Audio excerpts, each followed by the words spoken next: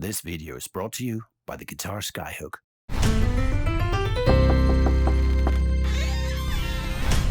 Welcome back to Artist Talks Nerd Alert. And now we are having Søren in the studio still, and he's picked up his guitar, and it's not a Strat, it's not a Telecaster, it's not a Les Paul, it's not a Gibson, it's a PRS. Yeah. Which is actually coming into the market as a very serious guitar. Yeah. Could you tell us about this one? It's got a model number 513. Yeah. And 513 is because actually it has 5 pickups here. Yeah. And then with these 2 switches you can make 13 different combinations of it. So it's an easy way to remember how many different sounds you can get from it. Yeah. Can we have a look at it? Of if course. we do like this? It's a very beautiful guitar, as you can see, and it's curved on the top as well, and on the back. And you haven't got this one for more than some months or so. I've had it actually for about 2 or 3 years. 3 years, I think, because I bought another one almost identical. Yeah. And I bought that 3 years ago, because I realized that, okay, I can get some of the Gibson flavors from this because of the pickups. Yeah. And also I can get some of the Strat or the Fender flavors too, because of the length of the guitar. Yeah. Because it's a little bit longer than a Gibson guitar, but not as long as a Fender guitar. So I can get a lot of the different flavors, so I don't have to swap guitars through a set. Yeah, because you don't like that. No. I'm the kind of guy who prefer to play on the same guitar for everything, if it's possible. I'd like to show a little thing about the pickups, because if you know Stratocaster, you'll know that it got a single coil, and a single coil. This one is and if you have a Telecaster, you know there's a single coil here and one here.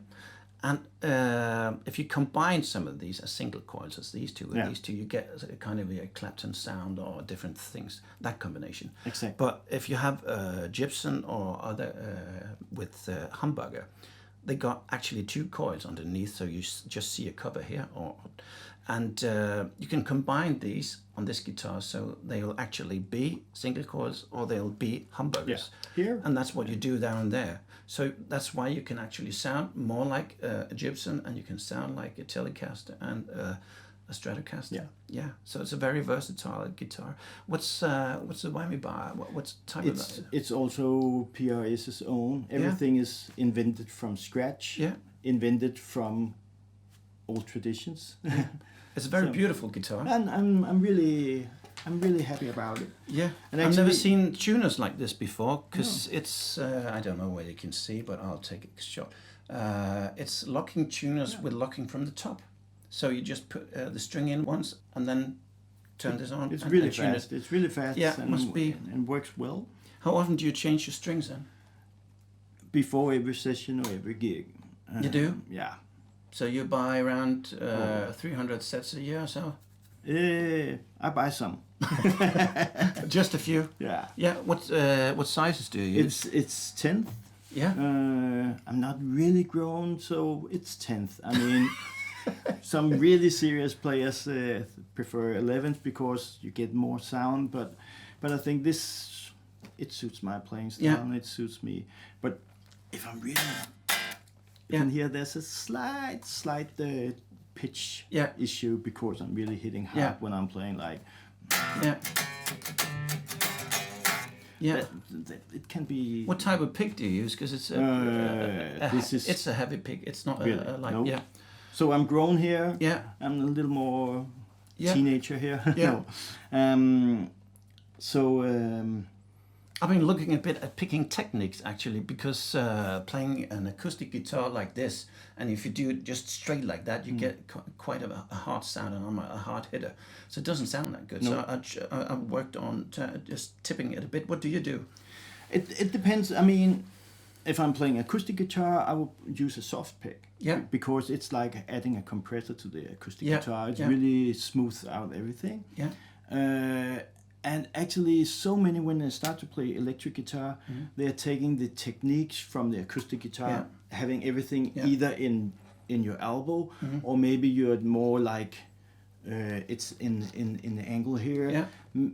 But for me, I think some of the precision is challenging if you are picking the guitar that way. Yeah. So at least when I'm playing single note lines and I'm Yeah. doing that, what's called alternate picking, meaning downstrokes, upstrokes all the time, Yeah. then the movement is only in my fingers. Yeah.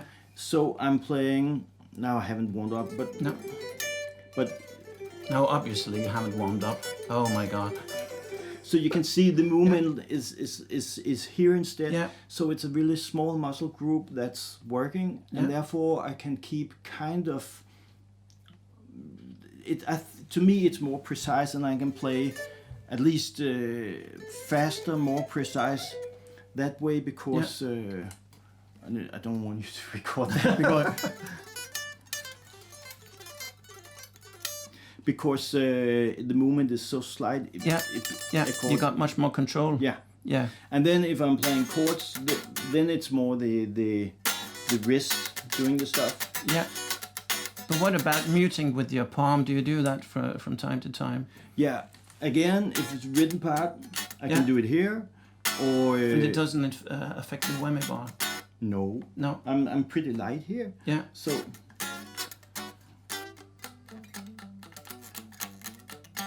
Yeah. It's pretty okay. Yeah. And if it's more heavy stuff, or if I have a lot of overdrive, a lot of distortion, then I have this hairbands from my girls that I borrowed, and then I can add them. Where can you buy these? Can I put a link down to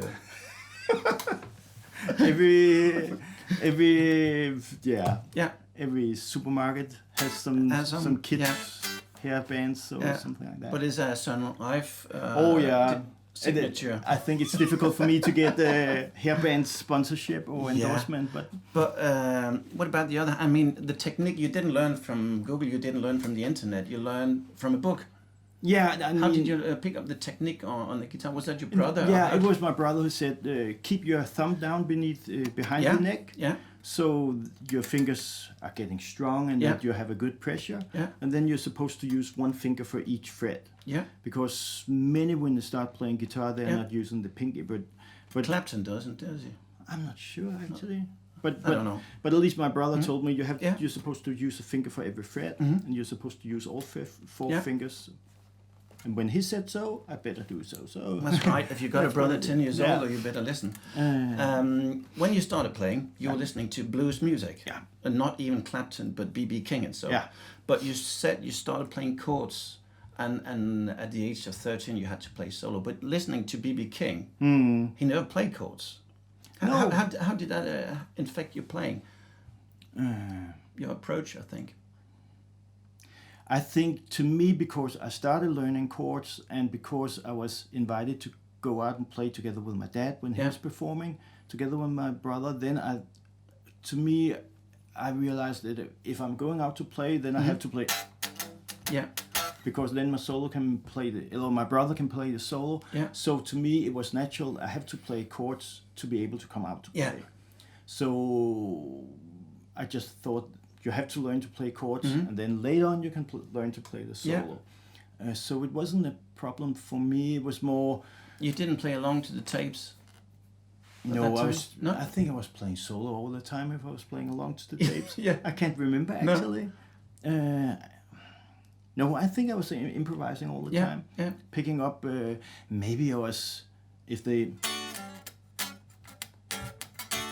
if they were playing something like that, maybe I figured out what's that. Yeah. But it wasn't like main focus. No. My main focus concerning chords was the book, Mickey Baker book that my brother gave, was like, again. What do you do if you're playing that kind of vamp, or what could you do as substitute, or stuff like that? And then later on, when I was into learning music theory, I was told to ask the guy who had learned my big brother everything. Yeah. And I went to him and said, I heard you're the best teacher around. Will you teach me? No. So I met some no's during my life. And then I said, I'm sorry to hear, because my big brother recommended you. Who's your big brother? Yeah. It's Jesper.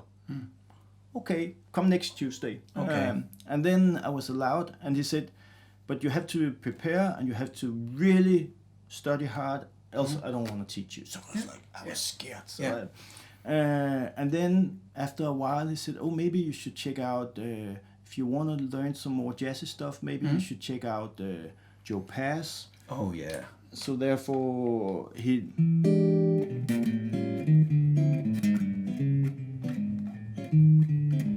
learned me that kind of voicing and playing like bass lines and being aware of chords and playing beautiful chords instead of just playing big chords. Yeah. What's your favorite chord? That was it. A major chord, this one. Yeah. With the... And actually, when we talked about when I was starting playing with Glæsel and all the difficult music, there was tons of chords because they sound great on piano. So if you just like... Was that Jan arranging? No, it was an American arranger who had done all the music with all these small intervals, and it was really challenging, and also chords like this. So you ended up there? Yeah, somehow. And... if your frets are used, you can have mine in this area. They won't be used at all. But me...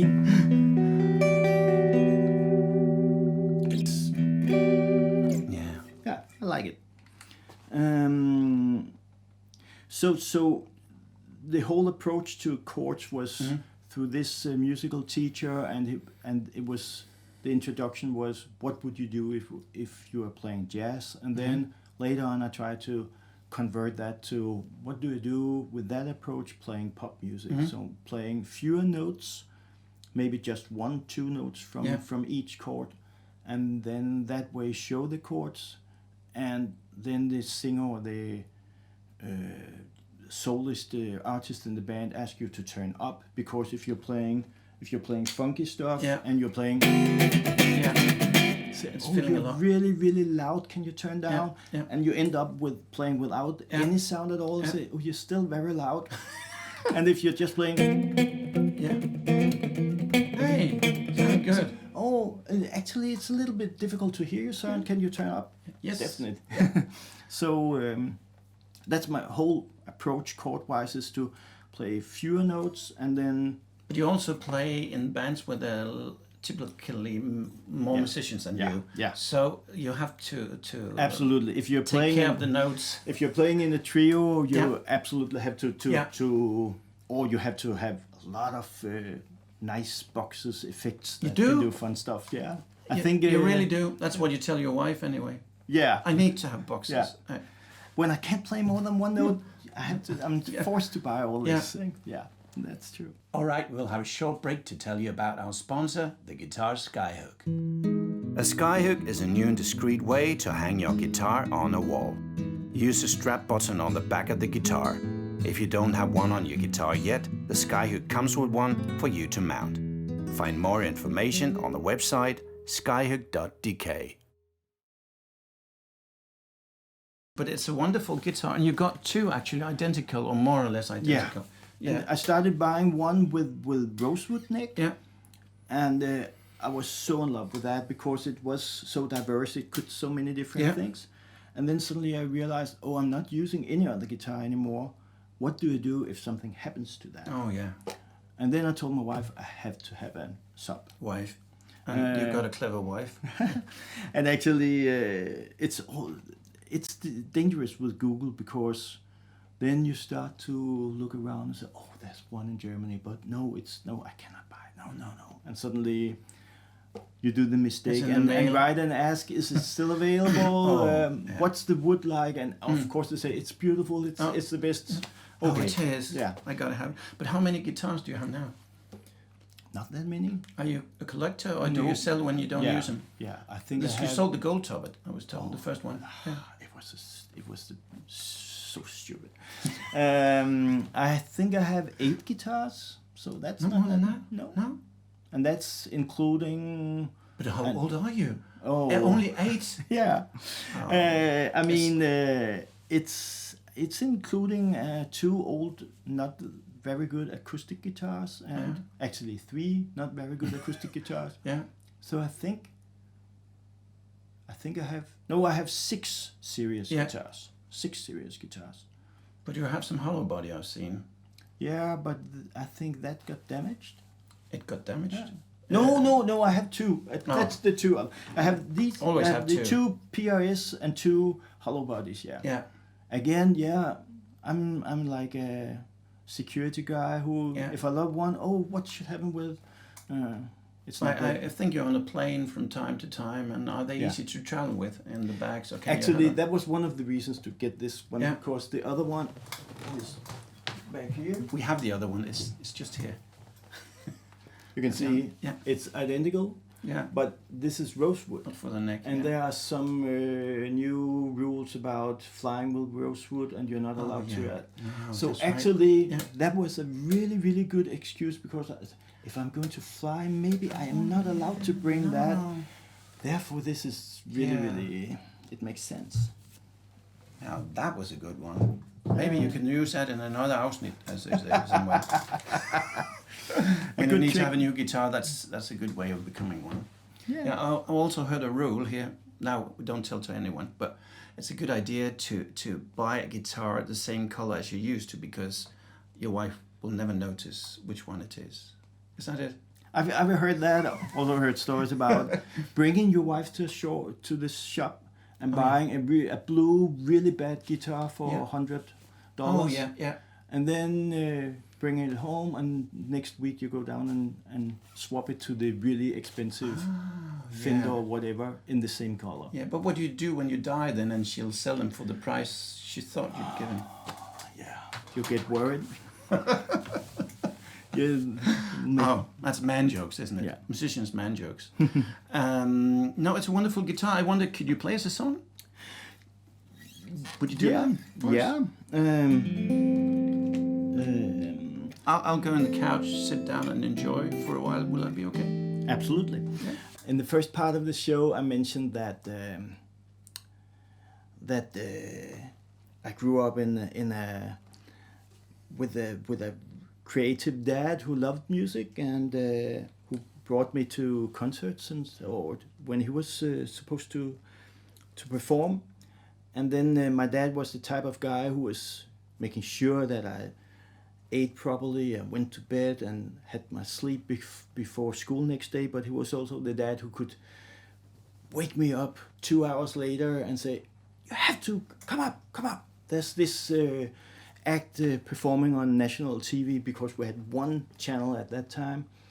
And one of the songs that he would wake me up for was a Danish traditional song played by Niels Henning Ørsted Pedersen and Kenny Drew, and they made some kind of jazzy arrangement of the song. And while I was on my way here to the studio, I was thinking about, it would make sense to try to play that because it's related to the stuff we're talking about here. And if I should think of Steve Ferroni, he would say, "No, you're not. It's not a good idea to try to play that. Just play it."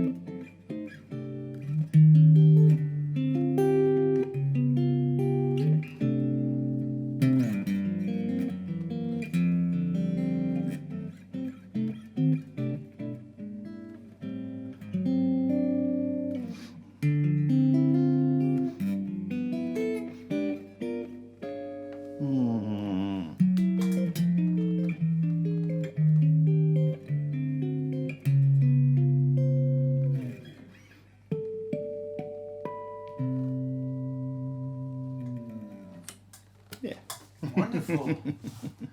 But can I ask you a question? Yeah.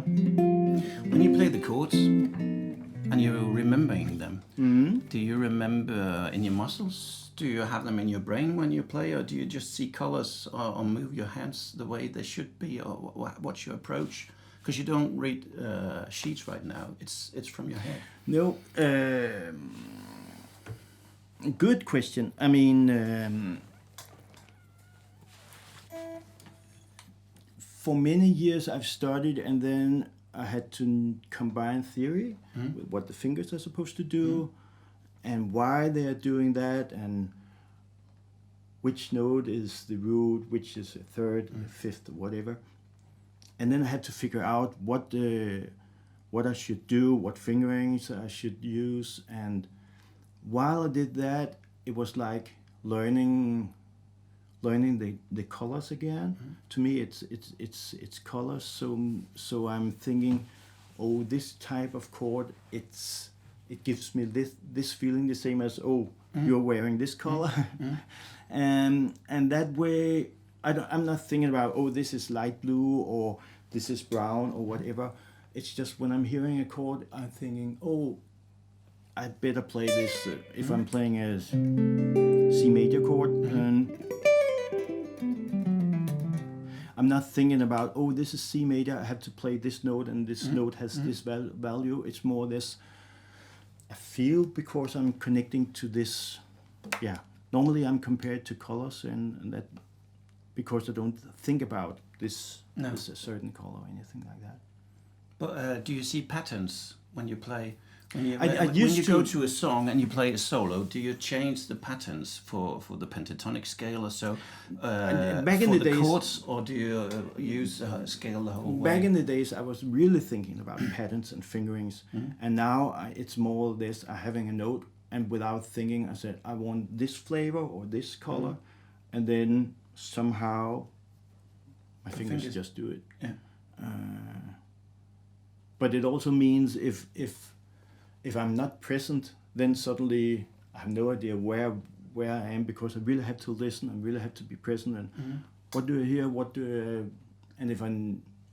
but it also means that if I'm not knowing a song, I'm pretty lucky guessing the chord, or guessing, we're probably moving in this direction, so it's probably this flavor, and maybe I'm choosing red as my next color, and maybe it's orange with a bit of red, so I can, it wasn't the right choice, but I can adapt pretty fast. So there's always a right note just beside the one you're playing. Hopefully, or at least you have the whammy bar to find it somehow. But I also found out in my head there's two ways to play. There's one that's in full concentration, and there's one where you don't concentrate at all and just let the body and the muscles play. But the thing in between is a dangerous one. That's where you just sit and play, and suddenly, oh my God, where am I? And that's when you make mistakes, isn't it? It's for me. To me, it's just like when you ask me to play, if I'm focusing, the guitar is a bit out of tune, then I'm not at either place. And then it starts to get, normally you should just stop and start all over. And then I can see I have a damage from doing many, many, many years of live TV. Yeah. Because if the light is red and you're on, then you're playing. Yeah. And if you think, I'm out of tune, or maybe the sound isn't right, or maybe I should have done this, all this is taking up some CPU power, while but you have to pretend. You have to be, you're on air. Yeah. And now I'm trying to learn but this is just, it's not live, so actually you're allowed to say, the guitar is out of tune, let me give it another shot. Yeah. I think it's interesting how many habits you get from what you've done early on. So I'd like to do a shout out now, because Søren is doing one more show today, not here, but as at the Danske Guitarister at Morten K's. So if you'd like to know a bit about the electric gears, the pedals and so on that Søren is using, go and see Morten K's Guitarchannel, and I'll leave a link in the description below. Okay, we're close to the end, so I'd just like to say Thank you to Søren very much for coming here. It was fantastic. It was a pleasure. Thank you very much for watching, and thank you Skyhook for the support. Please subscribe to this channel and give us a like if you do. I didn't say thanks for having me. It was a pleasure being here. It was great fun to be here, and I thought it was really, really nice to get to talk about all the human aspects in just playing, fingering, and stuff like that. I think it's really, really good that you have a channel like this, doing this kind of talks, not just the guitar store stuff and stuff like that. So, pleasure being here. See you in the next episode, and remember to take your time to listen to other people's stories. You might learn something new. See you.